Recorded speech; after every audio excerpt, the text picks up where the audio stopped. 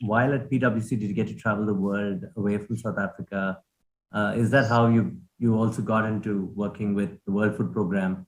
I want to ask you about, from that question, I want to move to a question that's very odd.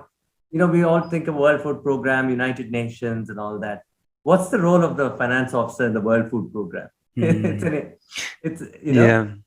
So that's it's quite a segue, isn't it? Like it's quite a step change from the audit sort of world financial corporate sector into the non-profit. It's a very big pivot, But I had from quite a young, like early stage in my career, I had this sense that I would love to have some experience overseas.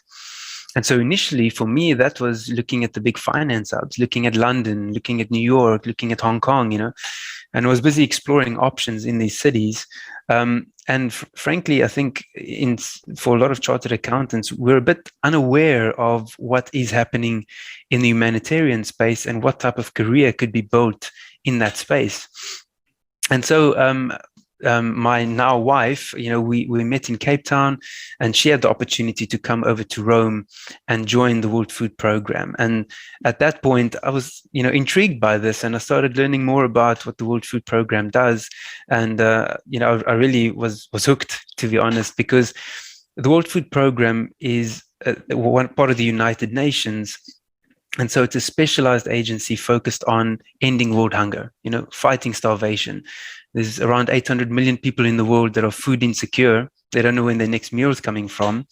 And so to bring your work in to somehow support towards that mission, I think is really powerful. You can form a really strong connection around that mandate. So initially when I came over, it was really as a consultant and on a very short-term contract. It was just 3 months. So I was packing my bags and immigrating from South Africa to Italy based on a 3-month employment contract. And bizarrely, within the first few weeks, my appendix burst and I was hospitalized for another week and a half. And, so essentially my first, almost half of my contract was a bit of a disaster when I joined. But subsequently, the opportunities just opened up and I was able to prove myself, and sort of these consultancies were extended. And then later I had the opportunity to become a more permanent staff member. And here, it kind of takes you to a different level where you have more leadership responsibilities. You can supervise people, you're leading recruitment initiatives, you just increasingly have more roles and responsibility within the team. And that's sort of been my journey so far. So how does an accountant fit into this picture? Well, it doesn't matter if you're doing mining or banking or non-profit, somehow there are books, somehow there is money and banking and these types of elements involved. And that's where the chartered accountant skill set becomes really powerful.